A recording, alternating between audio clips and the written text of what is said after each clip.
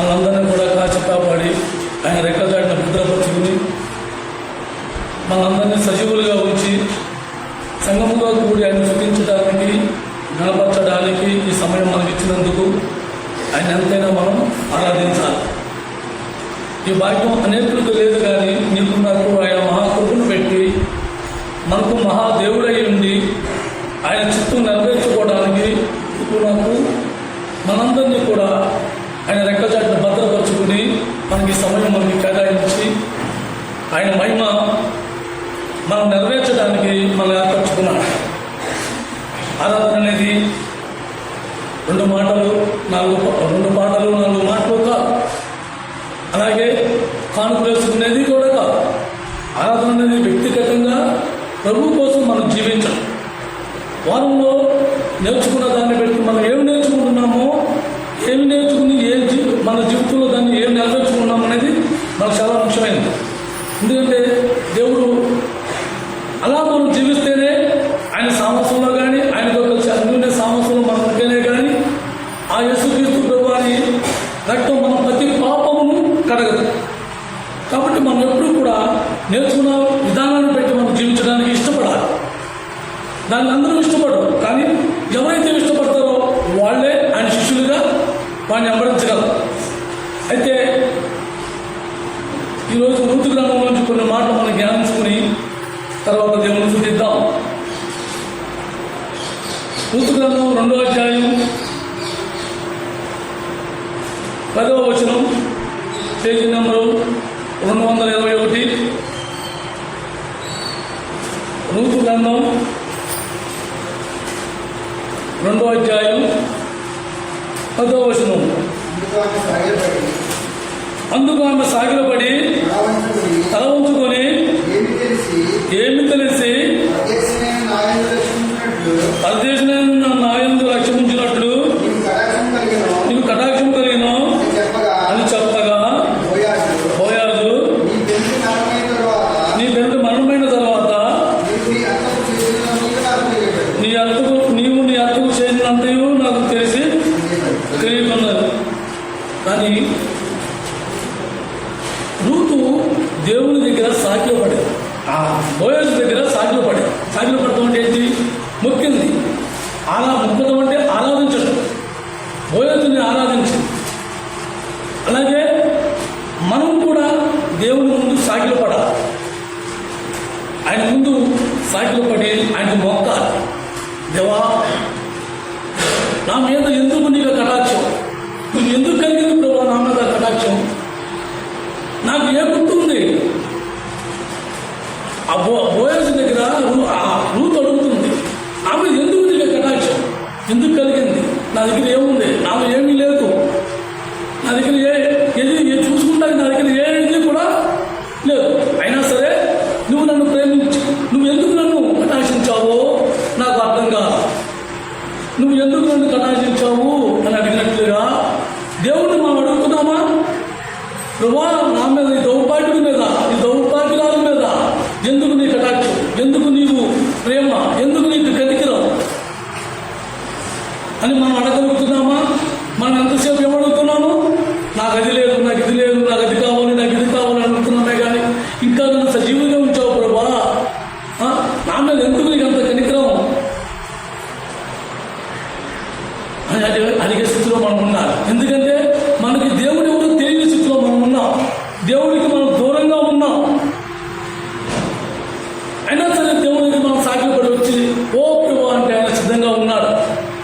దేవుని ఎందుకు పెట్టి మనం ఆరాధించాలి, ఎందుకు పెట్టి దేవుని మనం కనపరచాలి అని చూసుకుంటే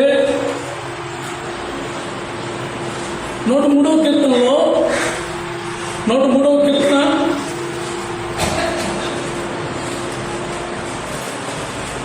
పేజీ నెంబర్ 505, 103వ కీర్తన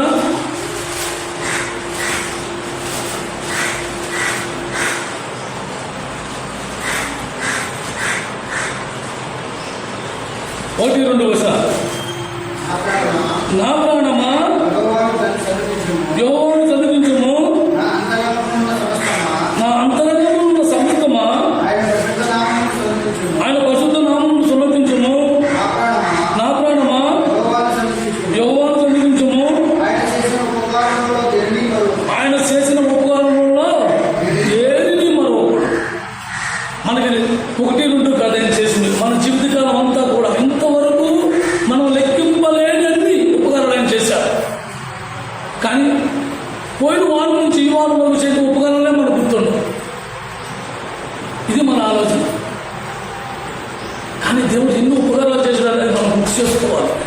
దేన్ని మర్చిపోకూడదు.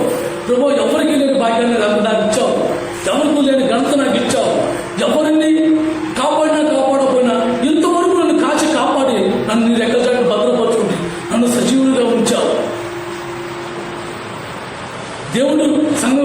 దేవుడు ఆ యేసుక్రీస్తు ప్రభు కోరినట్టుగా మనం ఏమన్నా యూదులమా? కాదు, మనం పరదేశులు.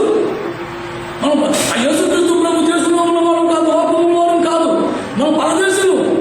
ఆ ఋతు కూడా పరదేశులు నా మీద ఎందుకు వాక్యం అని అడిగినట్టుగా ఇప్పుడు నేను కూడా మనం కూడా పరదేశమై ఉన్నాం. ఆయన సన్నిధిలో రాకముందు మనందరం కూడా పరదేశమై ఉన్నాం.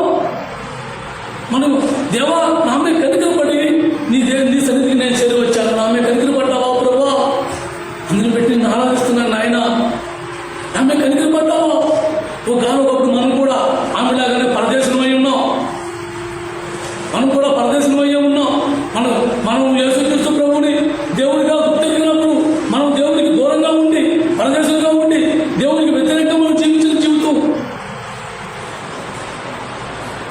ఋతు కూడా అలాగే పరదేశం, ఆ దేశంలోది కాదు. యూదా బెత్లెహేము దేశంలో ఉన్న స్త్రీ కాదు ఆమె పరదేశి.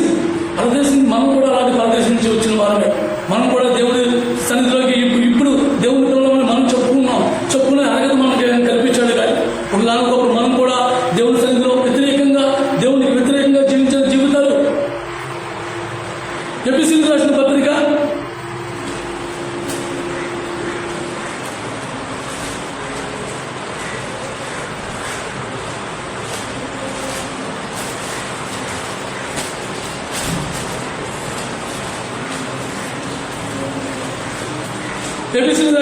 2వ అధ్యాయం 174 పేజీ నంబరు 2వ అధ్యాయం 10వ వచనం. 174 ఏబిసి 2వ అధ్యాయం 12వ వచనం. ఆ కాలం ముందు ఇశ్రాయేలుతో సహపౌరులు కాక పరదేశులను, వాగ్దానం లేని పరజనులను, నిరీక్షణ లేని వారును, లోకమును దేవుడు లేని వారై ఉండి కీర్తుకు దూరస్తులమై ఉండిరని మీరు జ్ఞాపకం చేసుకోండి. ఒకప్పుడు మనం కూడా వృత్తులాగా పరదేశంలో దేవుని సన్నిధిలో కూర్చుంటే యోగ్యత లేని వారు, దేవుడు తెలియక మూకంగా ప్రవర్తించిన వారు, దేవుని వాక్యం పట్ల నిర్లక్ష్యం, దేవుడు అంటే తెలిసిన దేవుడిని నిర్లక్ష్యపరిచి దేవుడికి దూరంగా జీవించిన వారు. యేసుక్రీస్తు ప్రభు అంటే ఏదో ఒక కులానికే దేవుడు, ఒక దేశానికే దేవుడు అని తెలిసిన మనం. కానీ ఈరోజు ఆయన కటాక్షం నీ మీద నా మీద ఉన్నందున ఈరోజు మనమందరం కలిసి ఆయన యొక్క క్రీస్తు యొక్క అవయవాలుగా మనం అమర్చబడి ఆయన దగ్గర మనం కూర్చున్నాం. ఆ రూతున బోయజు ఎలాగైతే ఆదరించాడో ఆ యేసుక్రీస్తు ప్రభు కూడా మనల్ని కూడా అలాగే ఆదరించాడు. మనకి ఏ ఆనందం లేదు, దేవుడు ఎవరో తెలియదు. పరదేశులుగా మనం జీవించినప్పుడు, మనం పరదేశులుగా ఉన్నప్పుడు దేవుడు మనం ప్రేమించి ఆయన సంతకు చేర్చుకున్నాడు. క్రీస్తు ద్వారా మనం క్రీస్తుకి సమీపస్తులుగా చేశాడు. దేవునికి క్రీస్తుకి దూరస్తులుగా మనం ఉన్నప్పుడు ఆయన మహాకృపను పెట్టి, ఆయన ప్రేమను పెట్టి, ఆయన రక్తం కార్చి ఆ రక్తంలో మనం కడిగి ఆయన శుద్ధి చేసి ఆయన సన్నిధిలో కూర్చోబెట్టుకున్నాడు. అందును పెట్టి దేవుని మనం ఆరాధించాలి, అందును పెట్టి దేవుని మనం స్తుతించాలి. అనేక మంది అనేక రకాలుగా తిరుగులాడే వారమే. ఇప్పుడు దేవుడు ప్రేమను పెట్టి ఆయన సన్నిధిలో కూర్చొని, ఓ దేవా నా మీద ఇంత కటాక్షించావా ప్రభువా, నేను పరదేశంలో ఉన్నప్పుడు, ఎవరు నన్ను శాంతినప్పుడు, ఎవరు నన్ను ప్రేమించినప్పుడు, ఎవరు నన్ను కనికరించినప్పుడు నువ్వు కనికరపడ్డావా ప్రభువా, అయినా నిన్ను పెట్టి నేను ఆరాధిస్తున్నాను తండ్రి. దేవుని దగ్గర మనం గోజాడుకోవాలి. అలాగే రూతు గ్రంథం 1వ అధ్యాయం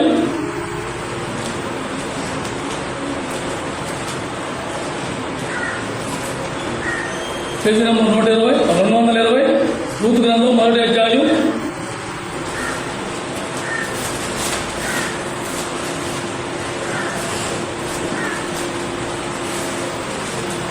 16వ వచనం.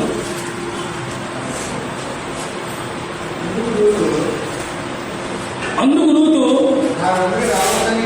నా వెంబడి రావద్దనియు నన్ను విడిచిపెట్టమనియు నన్ను బతుమాలుకొనవద్దు, నీ వెళ్ళి చోటికి నేను వచ్చేదను, నువ్వు నివసించు చోట నేను నివసించేదను, నీ దేవుడే నా దేవుడు, నీ జనమే నా జనము, నీ దేవుడే నా దేవుడు. అంతవరకు రూతుకి దేవుడి గురించి తెలియదు, దేవుడి గురించి తెలియదు. ఆమె పరదేశి, ఆమె మోయాబు దేశంలో, ఆమె అన్నుల దేశంలో ఉన్న జీవించిన ఆవిడ దేవుడి గురించి తెలియదు. ఎప్పుడైతే ఆ అత్తను ప్రేమను చూసి ఆ ప్రేమ ఎక్కడి నుంచి వచ్చింది? దేవుడు, ఆమె నమ్ముకున్న దేవుడు ఎటువంటి వాడు, అందరి మీద కనికరపడే దేవుడు, అందరినీ ప్రేమించే దేవుడు. అలాగే ఆ కోడలు కూడా ఆమె ప్రేమగా, అమ్మ నువ్వు నాకు కూడా రావద్దు, నీ ఇంటికి నువ్వు వెళ్ళిపో, నీకు యవనస్తురాలు, నువ్వు యవన ప్రాయంలో నీకు అన్యాయం జరిగిపోయింది అని అత్తగారు బతిమాలుకుని, అత్తను నేను బతిమాలద్దు, నీ ప్రజలే నా ప్రజలు, నీ దేవుడే నా దేవుడు, నీ ఊరే నా ఊరు. అప్పటి వరకు ఆవిడెవరు? అన్నురాలు. మనం కూడా ఒకప్పుడు అన్నులుగానే ఉన్నాం, మనం అందరూ అన్నులమే. దేవుడు ఎవరో తెలియదు, దేవుడు తెలిసే సమయంలోకి మనం చాలా వరకు చాలా దూరం అయిపోయాం దేవుడికి. కానీ ఆయన మహాకృపను పెట్టి మనకు చాటు తీసుకున్నాడు, మనం ప్రేమించాడు, మన దగ్గర చేర్చుకున్నాడు. మా మొయాబీనాలంటే అన్నదాలు ఆవిడకి బంధువులోకి ఎక్కడా కూడా వాళ్ళకి అది అవకాశమే లేదు. దేవుడి మందిలో కూర్చోవడానికి ఎక్కడా కూడా వాళ్ళకి అవకాశం లేదు. కానీ దేవుని ప్రేమను పెట్టి ఆ బోయజు ప్రేమను పెట్టి బోయజు సంతతి ఎలాగైతే చేరిందో మనం కూడా దేవుడి ప్రేమను పెట్టి దేవుడు ఎవరు తెలియని అజ్ఞానంలో మనం ఉన్నప్పుడు మనందరం విగ్రహాలకు అనేక రకాల విగ్రహాలను మనం పూజలు చేసి మనం నష్టపోయి, ఓ దేవా ఇంతవరకు మేము అజ్ఞానంగా జీవించాం, మాకు నిజ దేవుడు ఎవరు తెలియలేదు, ఇప్పుడు నిజాన్ని తెలుసుకున్నాం ప్రభా, ఆ దేవుడిని తెలుసుకున్నాం ప్రభా, నేను కళ్ళారా చూసే భాగ్యం మాకు కళ చేసేవా తండ్రి, నీ సన్నిధిలో కూర్చునే భాగ్యాన్ని మాకు ఇచ్చావా ప్రభా. అందుకు పెట్టి దేవుడు మనం ఆరాధించాలి. ఆమె విగ్రహ ఆరాధకురాలు, అందుకే ఆమె నీ దేవుడే నా దేవుడు, నేను నమ్ముకున్న దేవుడు. అది అంత విగ్రహం బాధ, అంత భయంకరమైన వేదన. ఆ వేదనలో అది రొచ్చు, ఆ రొచ్చు నుంచి బయట తీసావు, ఆ రొచ్చు నుంచి వినిపించావు. మనం కూడా అలాంటి రొచ్చులోనే ఆ మొయాబీ వాళ్ళగా మనం కూడా విగ్రహాల్లో కలిసిపోయి విగ్రహారాధకులకి విగ్రహారాధన సామసాలతో తిరుగుతూ మన దేవునికి వ్యతిరేకంగా మనం జీవిస్తే ఆ రొచ్చు నుంచి దేవుడు మనం విడిపించాడు. అది 10 తరాల వరకు కూడా ఆ మొయాబీ అన్న వారు 10 తరాల వరకు కూడా దేవుని సన్నిధిలో కూర్చునే హరకత లేదంటాడు. 10 తరాలు గడిచినా లేదు. కీర్తనల గ్రంథం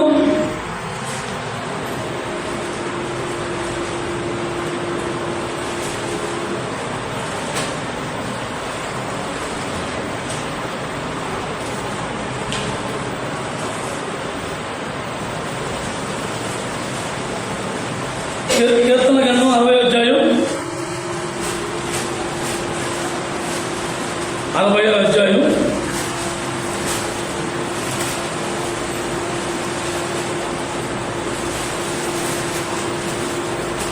8వ వచనం.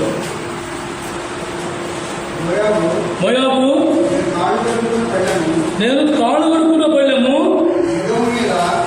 ఎదోము మీద అది అది మోయాబు అంటే ఏంటది? దేవుడు కాళ్ళు కడుక్కునే పళ్ళు. అది అడుగట్టుపోయిన దేశంలో ఉన్న ఆ యొక్క రూతు దేవుని సన్నిధిలోకి రావడానికి ఇష్టపడింది, దేవుడిని తెలుసుకుంది. మనం కూడా అలాంటి జీవితం జీవించిన వాళ్ళమే. దేవుడు మనం అడుగట్టుకొని మన చేతిలో నుంచి దేవుడు ఎవరో తెలియక మన ఇష్టానుసారంగా మనం జీవించి పొగలేసేసి కొబ్బరికాయలు కొట్టేసి అటుపరులు పెట్టి ఇటుపరులు పెట్టి అలసిపోయి జీవితమే వెళ్తూ పుట్టేసి, ఓ దేవా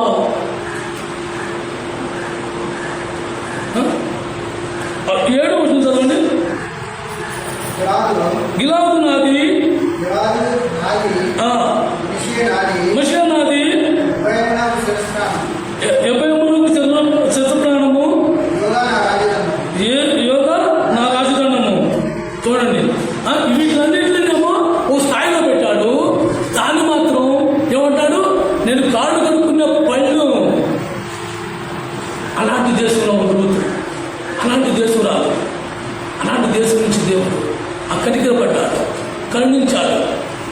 ఒకప్పుడు మనం కూడా అడుగెత్తి పోయినది మట్టి కొట్టుకుపోయే స్థితిలో నుంచి మనం బయటకు వచ్చాం.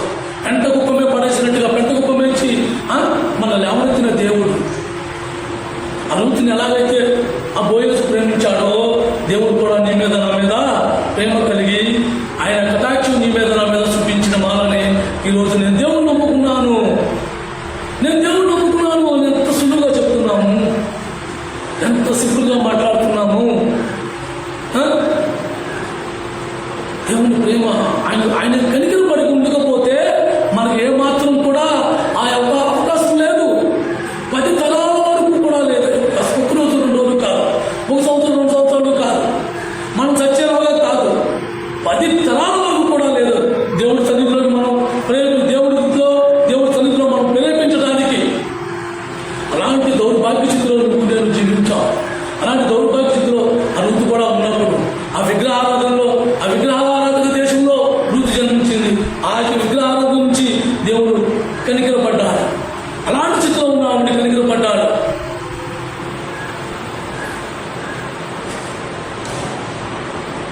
ద్వితీయోపదేశ కాండం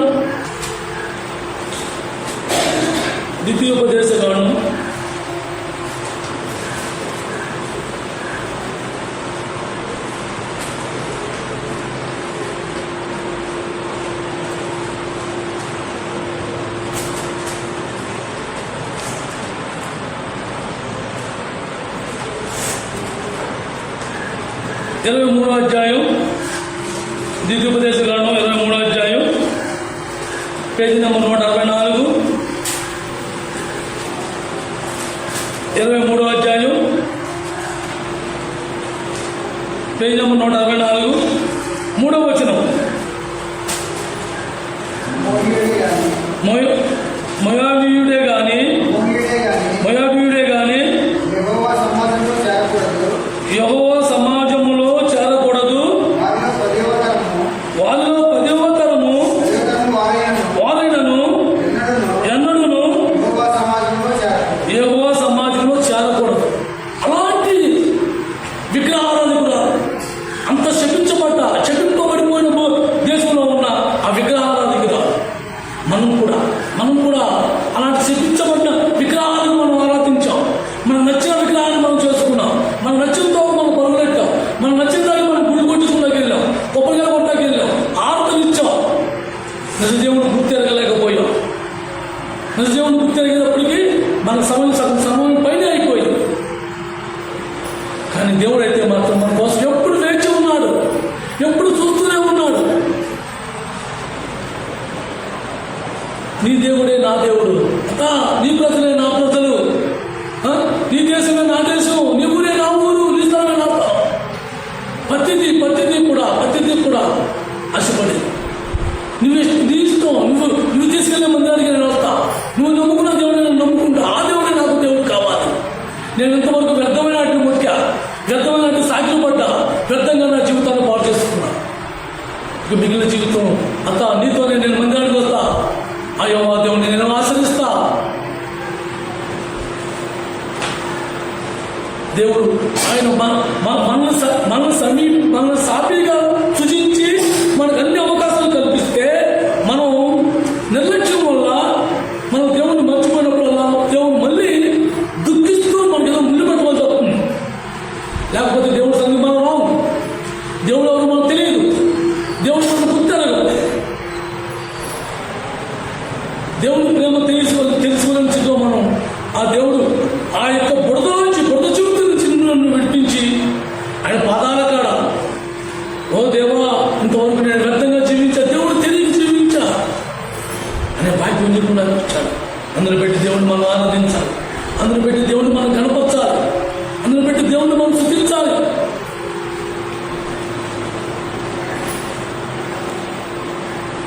అలాగే రూతు గ్రంథం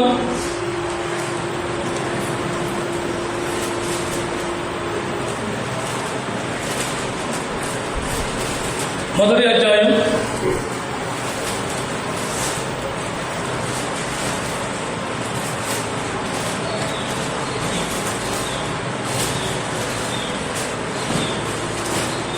1వ అధ్యాయం 5వ వచనం. వారు ఇంచుమించు 10 సంవత్సరాలు అక్కడ నివసించిన తర్వాత వారిలోను విద్వాను ఇద్దరు చనిపోయేది. వాళ్ళ అన్నదమ్ములు. కాగా ఆ స్త్రీ తాను కానీ 2 కుమారులను తన పెనుగుని లేనిదాయ. వాళ్ళిద్దరు ఎవరు? ఆమె నయం పేరేంటి? నయోమి కుమారుడు. ఆ కుమారులిద్దరిని కూడా కోల్పోయింది. భర్తను కోల్పోయింది. ఎందుకు కోల్పోయింది? దేవుడిచ్చిన దాన్ని మనం తృప్తి పడక, దేవుడిచ్చిన దానితో మనం తృప్తి చెందక, దేవుడిచ్చిన దానితో మనం సంతోషించక,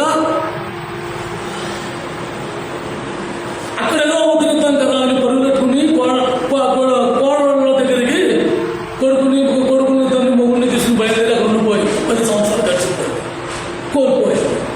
ఏం కోల్పోయింది? జీవితమే కోల్పోయింది. జీవితమే కోల్పోయింది. మనం అనుకుంటూ ఉంటాం, నాకేంటి, నేను బంగారులో ఉన్నాను కదా అని. మనం ఏం కోల్పోతాం అన్నది మనకు గ్రహింపు కావాలి, మనకు ఆలోచన కలగాలి.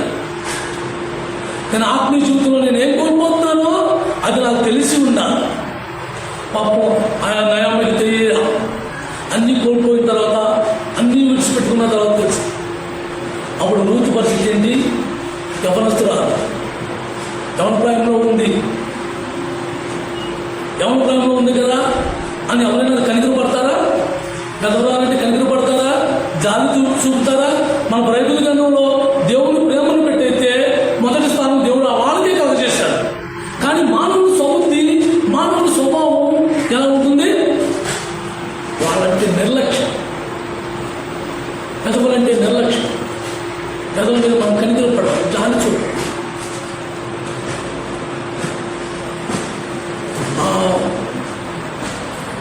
నాకు బాగా చిన్నతనం, తెలియని వయసు. ఇందిరాగాంధీ బాగా చిన్నవాడు అనమాట. అప్పుడు బాగా చెప్పుకునేవారు. కానీ నేను 4 రోజులు కూడా ఈ మాట విన్నాను. ఆమె ప్రధాని, మన ఇండియాకి ప్రధాని అయినప్పటికీ కూడా ఒక దేవస్థానంలోకి ఆమెను అనుమతించుతాం. ఇండియన్ ప్రధానమంత్రిని ఒక దేవస్థానంలోకి అనుమతించాలి. ఎందుకు? వెదలు రాని స్థలం అంటారు. అన్నులు చేసే ఆ పనులు ఇవి. వాళ్ళు ఏమంటారు? వెదలు వస్తే అనుమతుల్లో పక్కలు కనీసం ఎదుర్కొన్న మొత్తాన్ని కూడా మోసుకొని దౌర్భాగ్య స్థితి. ఎవరైనా గౌరవిస్తారా? ఎవరైనా శాస్త్రిస్తారా? ఎవరైనా ఆదరణిస్తారా? చులకంగా మాట్లాడతారు.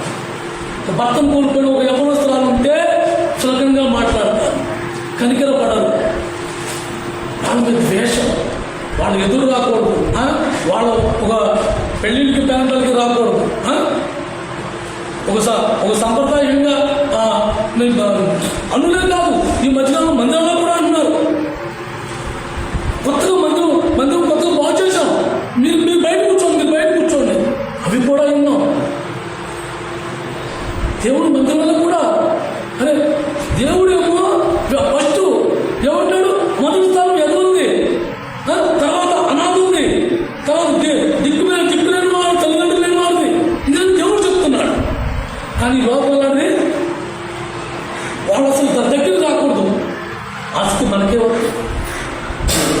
మనకే వస్తే మన పరిస్థితి. మనల్ని ఎవరు ప్రేమిస్తారు? కానీ బోయేజ్ అభివృద్ధిని ప్రేమించాడు. అలాగే పరలోక తండ్రి మనం ప్రేమించాడు. మనం ఆత్మీయంగా కోల్పోయాం. అన్నీ కోల్పోయాం. మన దగ్గర ఏమీ లేదు. అన్నీ కోల్పోయాం. ఓ ప్రభా, నాకు తప్ప వేరే దిక్కు లేదు. మనం వేసినప్పుడు ఆయన సన్నిధిలో స్థానం ఇచ్చాడు. ఆయన సన్నిధిలో కూర్చోబెట్టుకున్నాడు. పరదేశిగా ఉన్నప్పుడు శారదీశాడు. విగ్రహారాధిగా ఉన్నప్పుడు శారదీశాడు. మూడోది, వెధవరాలిగా ఉన్నప్పుడు కూడా మనం శారదీశాడు.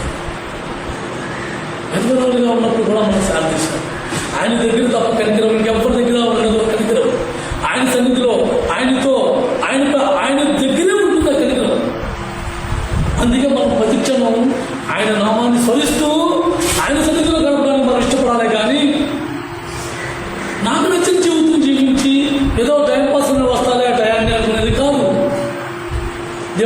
ఉంటే, దేవుడి సన్నిధి అంటే ఆ సన్నిధి మనకు దేవుడు అవకాశం కల్పించాడు. దాని నుంచి మనం దూరం చేసుకోకూడదు. దేవుడు ఇచ్చాడు మనం, దేవుడు ఇచ్చిన ప్రతిఫలం, ఆ మహాభాగ్యం. ఆ రీతిగా బోయేజ్ ఇచ్చిన మహాభాగ్యం ఎలా ఇస్తుందో నీకు నాకు కూడా దేవుడు ఆ పరలోక తండ్రి ఆ మహాభాగ్యం ఇచ్చాడు. దేవుడి మాట అంటే మనకు అంత నిర్లక్ష్యంగా ఉండకూడదు.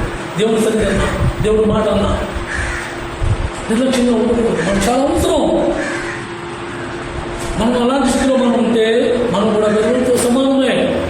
దేవుడి దృష్టిలో మనం కూడా వెదవులతో సమానం. మనం ఆత్మీయంగా కోల్పోతున్నాం, ఆ పరలోక తండ్రిని కోల్పోతున్నాం.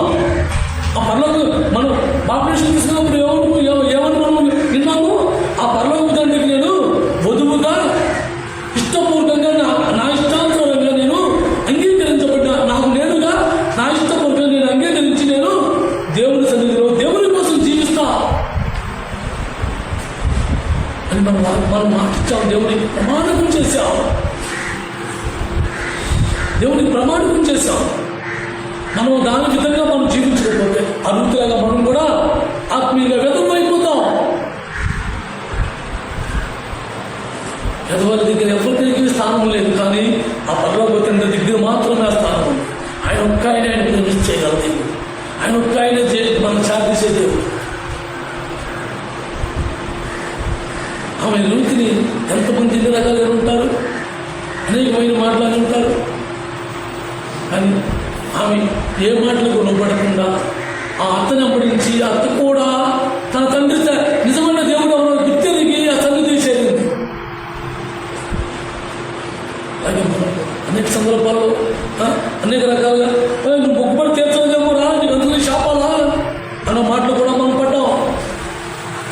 నువ్వు గుడికి వెళ్ళదేమో రా, నీ ఇంట్లో దరిద్రం రా, నవగ్రహాలు పూజలు చేయరా, ఇలాంటివన్నీ మనం అనుభవించాం. కానీ నా తండ్రి దగ్గర మాత్రం అటువంటి ఏమీ లేవు. నువ్వు వెళ్ళాలన్నావు అలాగేనా, నువ్వు వెళ్ళాలన్నావు అలాగేనా, ఓ బ్రహ్మ నేను తప్పించుకోలేవు, నేను అన్ని కోల్పోయా, నా దగ్గర ఇంకేమీ లేదు, నా ఆత్మీయ జీవితం కోల్పోయా. అంటే నన్ను మళ్ళీ కట్టు, నేను నీ మాటలు కట్టుకుంటున్నాను ప్రభా. మనం అడిగినప్పుడు ఆయన చాదిస్తాడు, మనం అడిగినప్పుడు ఆయన చాదిస్తాడు. అలాగే జీవితంలో అన్ని కోల్పోయిన బోయేజ్ కూడా అలాగే చాదిస్తాడు. రూతు గ్రంథం 2వ అధ్యాయం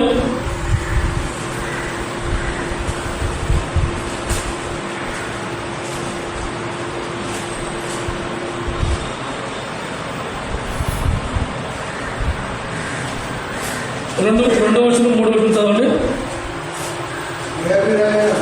మోయాబీయురాలైన రూతు నీ సెలవైన ఎడల నేను పొలంలోనికి పోయి ఎవరి కటాక్షము పొందగలను వాని వెనుక పరిగెత్తుకుందునని నయోమితో చెప్పగా ఆమె నా కుమారి పొమ్మనెను. కాబట్టి ఆమె వెళ్ళి పొలంలోనికి వచ్చి చేను కొయ్యువారు వెనుక పొలంలో ఏరుకునేను. ఆ పొలంలో ఆమె పోయిన భాగము బోయేజు. ఆమె ఎక్కడికి వెళ్ళింది? పరిగెత్తుకుంటా వెళ్ళి. మనకు తెలుసు, మనందరూ వ్యవసాయం చేసిన వాళ్ళమే. పరిగెత్తుకుంటా ఎవరు వచ్చేవాళ్ళు? చేపి దళితులు వచ్చేవారు. కనీసం ఆమె పని చేసుకుంటా కూడా అర్హత లేని అలాంటి దీనస్థితిలో ఉంది, అలాంటి దీనస్థితిలో ఉంది. అలాగే ఆ మనుషులు వెనకాల ఎవరు అనుకుంటారు? అలాగే అనుకుంటారు కదా. వాళ్ళ ఆ వచ్చిన కూలోడు కూడా అన్నాడు వెనకలు లేదు వెనకలు ఎదురు ఆడు ఎంతో కష్టపడి నడుము ఏరుకునే వారిని ఈ కూలిపడి వచ్చాడు కూడా మనం గదేస్తూ ఉంటారు. రైతు వస్తున్నాడు ఊరుకోడు వెనకెళ్ళు దొరకలేదు. అలాంటి కష్టపడి అంత దీనస్థితిలో ఉన్నారు, అంత దీనస్థితిలో ఉన్నారు. నీవు నేను కూడా అలాంటి దీనస్థితిలో ఉన్నవారమే, మనం కూడా అలాంటి దీనస్థితిలో ఉన్నవారమే. నేను చదివి ఆ మందిరాన్ని నేను రాగలనంటావా? దేవుడు నమ్ముకుంటే నాకు నా పాపాలు, నేను ఎన్నో పాపాలు చేస్తున్నాను, దేవుడు నన్ను అంగీకరిస్తాడా, నన్ను దేవుడు శాంతిస్తాడా అని మనందరం వేసిన వారమే, అందరం మొదలుపెట్టిన వారమే. నా పాపాలు నాకు లెక్క మించినవి, దాని అన్నట్టుగా నా పాపాలు నాకు లెక్క మించినవి. అన్ని పాపాలు మనం చేసి దేవుడు సన్నిధిని జాగ్రత్తాడా, దేవుడు నన్ను రానిస్తాడా అని మనం అనుకున్నప్పుడు 13వ వచనం చూడండి, 7వ వచనం చూడండి. ఆమె నేను పోయేవారు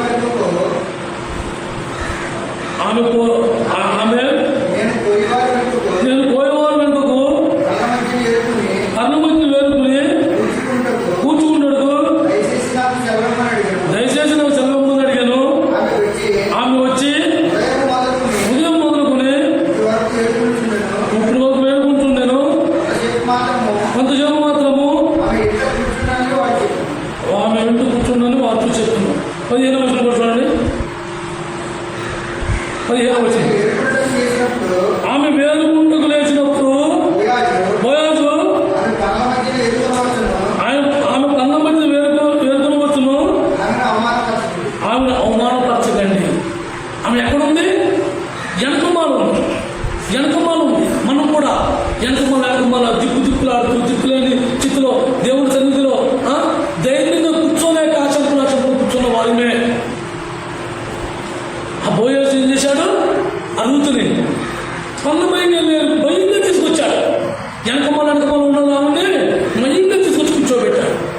మయంగా తీసుకుని నీకు నచ్చిగా లేరుకో. ఇవాళ నిన్ను నన్ను కూడా పర్లోకం ఏం చేశాడు? ఆయన పరిస్థితుల సావాసంలో మయంగా తీసుకొచ్చి కూర్చోబెట్టాడు. మనకు ఆ అర్హత ఉందా? మనకు ఆ అర్హత లేదు. మన దౌర్భాగ్యతలో ఉన్నవారు, మన బుద్ధిహీనులు, బలహీనులు, చేతకాని వారు, ఆశంపుని వేలుకుంటూ ఆశంపును తిరిగినాడు వారు. కానీ ఈరోజు నేను దేవుణ్ణి నమ్ముకున్నాను. ఎలా చెప్పగలుగుతున్నా? ఆ పర్లోకపు తండ్రి కనికరపడి ఆయన పరిస్థితుల సావాసంలో మనం తీసుకొచ్చి మయంగా కూర్చోబెట్టాడు. వెనకమాల కాదు. ఇప్పుడు మనం ఎక్కడున్నాం? మయంగా ఉన్నాం. దేవుని సన్నిధిలో ఆయన దూతల మయంగా నిన్ను కూర్చోబెట్టాడు. ఆయన పరిస్థితుల సావాసంలో కూర్చోబెట్టాడు. మన పరిస్థితి ఉందా? మనలో మంచితనం ఉందా? మనలో కనికరం ఉందా? ఏమీ లేదు. మనం దేనికి అనుకూలం కాదు. దేనికి కూడా ఉంటే అర్హత లేదు. కానీ ఆయన మహాప్రేమను పెట్టి, ఆయన మహాకృప మంచితనాన్ని పెట్టి మనం ఏం చేశాడు? ఆ కనుమమైన రూతుని ఎలాగైతే బోయేసు చదివిచ్చాడో నీకు నాకు కూడా దేవుడు ఆ కనికరపడ్డాడు. నీ మీద నా మీద కనికరపడ్డాడు. మనకి ఎవరు ఆటంకపరచడానికి ఏం లేదు. ఆమె మీద ఎవరు ఆటంకపరచండి, అవమానపరచండి. అలాగే మనం కూడా ఒక వ్యక్తిని చూసి మనం అవమానపరచకూడదు. ఒక వ్యక్తిని చూసి మనం అవమానపరచకూడదు. దేవుడే అవమానపరచట్లా.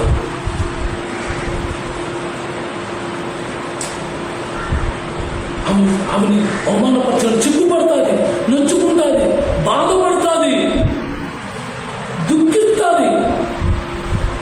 అలాగే మనం కూడా ఎవరు ఆత్మీయత వాడదు. కానీ వాళ్ళు ఎవరిని కూడా ఏమీ అంటానికి ఎగిరలేదు. వీళ్ళంతా నా పిల్లలు, వీళ్ళ మధ్యలో కూర్చొని వాడి వీళ్ళకి మనం ఎక్కడో కాదు అని నీకు నాకు ఆయన సన్నిధిలో స్థానం ఇచ్చాడు.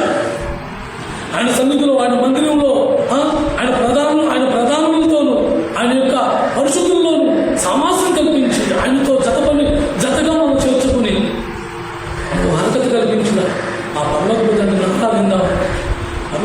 ఆరాధిద్దాం. మనకు ఏ అర్హత లేని దేవుడు నీకు నాకు అర్హత కల్పించాడు.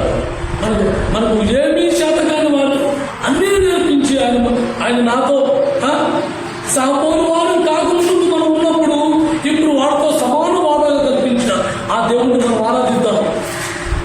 ఆ దేవుడిని మనం గణపరుద్దాం.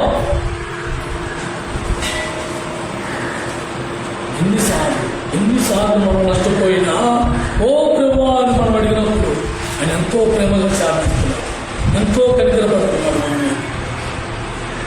మనకి ఏ అర్థం లేదు.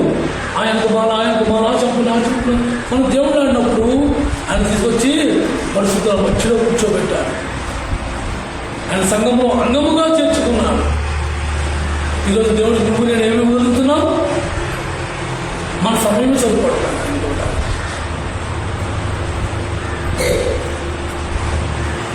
ఆ రూతు ఏం చేసింది? ఇష్టపూర్వకంగా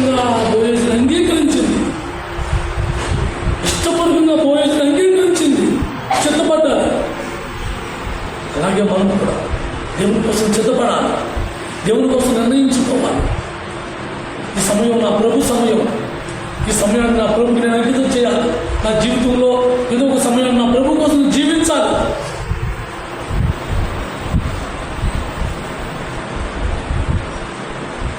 రెండో అధ్యాయం 13వ వచనం చూడండి ఒకసారి.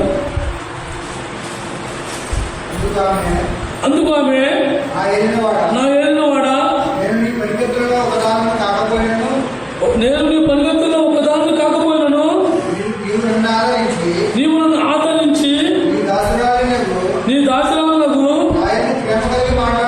నా యందు ప్రేమ కలిగి మాట్లాడుతుంది కనుక నా ఎడల నీవు కటాక్షం కలగనిమని చెప్పి మనం జంకమడిపోయి ఎక్కడెక్కడో ఉన్న వాళ్ళు తీసుకొచ్చి ఏం చేశాడు? దేవుడు మాట్లాడుతున్నాడు. దేవుడు నీతో మాట్లాడుతున్నాడు. దేవుడితో మాట్లాడే అర్హత మనకుందా? లేదు. కానీ దేవుడు మాట్లాడుతున్నాడు. ఓ దేవా, నీ మాట వినగలిసి హృదయం చెవులు నాకు తెలిసాయి, గ్రహించే హృదయం నాకు తెలిసాయి. నువ్వు నాతో మాట్లాడుతున్నావు ప్రభా. ఈ కటాక్షం నాలో ఎప్పుడు ఉంచు. నా బోయస్సుని ఎలాగైతే నీతి కోరుకుందో మనం కూడా అలాగే దేవుని సన్నిధిలో ఓ ప్రభా, నువ్వు మాట్లాడు తాకిని, నువ్వు నాతో మాట్లాడుతున్నావు, నాతో మాట్లాడు ప్రభా. ఈ కటాక్షం నా నుంచి పోలేవు, నన్ను నీ నుంచి నీవు తగ్గిపోకు, నాతో ఎప్పుడు ఉండాలి. నీ సహవాసం, నీ సన్నిధి, నీతో నేను ఎప్పుడు కలిసి జీవించాలి.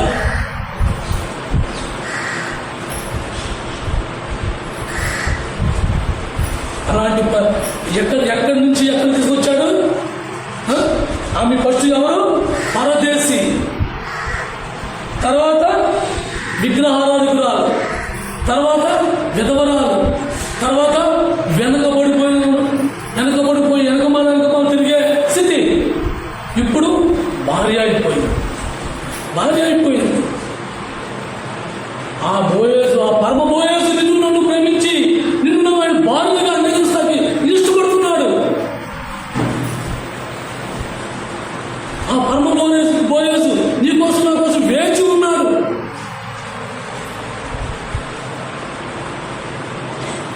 దేవుని కోసం ఎప్పుడు కూడా ఆ కటాక్షం నా మీద ఉన్నది ప్రభా, నా నుంచి తొలగినవు ప్రభా. ఎప్పుడు మనం ఆశపడుతూ ఉండాలి. అందుని బట్టి దేవుడు మనం ఆరాధించాలి. మనకి దేవుడు ఎలాంటి కటాక్షం ఇచ్చాడు? ఆయన రాణిగా చేసుకోవడానికి కటాక్షం ఇచ్చాడు. ఆయన రాణులుగా మనం ఆయనతో పాటు కూర్చుని ఆ రాజ్యాన్ని వెళ్ళడానికి ఆయన మనకు అధికారం కలిగించాడు. బోయేజు రౌతుని కూడా అలాగే భార్యగా అంగీకరించాడు. 4వ అధ్యాయం 1 పేజీ తరగతి.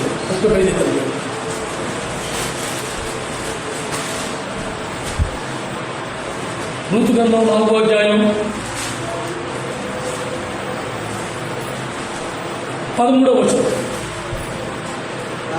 కాబట్టి బోయాజు రూతును పెళ్లి చేసుకుని ఆయన వద్దకు పోయినప్పుడు యెహోవా తొలగించును కనుక ఏమైంది? ఎక్కడి నుంచి వచ్చాడు దేవుడు? ఆ చంపను తిరిగి నిన్ను నన్ను తీసుకుని ఆయన స్థానం కల్పించాడు. భార్య ఎక్కడుంటుంది? ఆయన రొమ్ము నానుకుని ఉంటాడు. ఎడం పక్క రొమ్ము నానుకుని ఉండటానికి, ఆయన గుండె నానుకుని ఉండటానికి నిన్ను నన్ను భార్య స్థానంలో చూస్తున్నాడు దేవుడు. ఆయన భార్యగా మనం అంగీకరించాడు. అందుని బట్టి దేవుని మనం ఆరాధించాలి. దేవుని ఎందుకు పెట్టి మనం ఆరాధించాలి? ఇన్ని కారణాలు దేవుని ఎందుకు పెట్టి దేవుడిని ఆరాధించాలనుకుంటున్నాం మనం? ఆరాధన అంటే వచ్చి మదిలో కూర్చుని చేతులు పోయి ఓ ప్రభా స్తోత్రం అనుకునేది కాదు. ఆరాధన అంటే కానుకేసుకునేది కాదు. ఆరాధన అంటే 2 పాటలు 4 మాటలు వేసి వెళ్ళిపోయేది కాదు. ఆరాధన అంటే వ్యక్తిగతంగా నా ప్రభు నన్ను తన ప్రియురాలుగా అంగీకరించాడు. తన భార్యగా నన్ను చేసుకోవడానికి ఇష్టపడుతున్నాడు. నా జీవితానికి ఇష్టంగా ఉందా? నా ప్రభుకి నేను అంకితం అయిపోవాలి. నా ప్రభు కోసం నా ప్రభుకి నేను సమస్తం అర్పించేసుకోవాలి. ప్రభా, నా నుంచి నీ కటాక్షం తీయకుంటున్నట్టు అరుతూ ఎలాగంటే బోయేసుని నా నుంచి నీకు ఆ కటాక్షం తీయకు ప్రభా అన్నట్టుగా నేను కూడా ఎప్పుడు ఆ యొక్క పరలోకపు బోయేసు దగ్గర మనం గోజాడుతూ ఉండాలి. దేవుని ఎందుకు పెట్టి మనం దేవుణ్ణి ఆరాధించాలి? ఎందుకు పెట్టి మనం దేవుణ్ణి ఆరాధించాలి? ఏసుకు నుంచి మనం తీసుకొచ్చి ఆయన భార్యగా అంగీకరించాడో ఆ స్థితిని మనం ఎప్పుడూ మర్చిపోకుండా దేవుని దగ్గర మనం కూర్చుని జాగ్రత్తగా, ఓ ప్రభా నువ్వు నాకు ఈ మాట నేర్పించావు, నా జీవితం ఈ రోజు మాకు మళ్ళీ వచ్చే వారం వరకు ఈ మాటలో నేను జీవిస్తా, నీ కోసం ఈ జీవితాన్ని ఘనంగా పెట్టుకుంటా, నీ కోసం నేను జీవిస్తా అని మనం ఇష్టపడాలి, మనం అంగీకరించాలి. ఇది దేవునికి ఆరాధన. దీనిని బట్టి మనం దేవుణ్ణి ఆరాధించాలి, దీన్ని బట్టి దేవుణ్ణి మనం కనపరచాలి.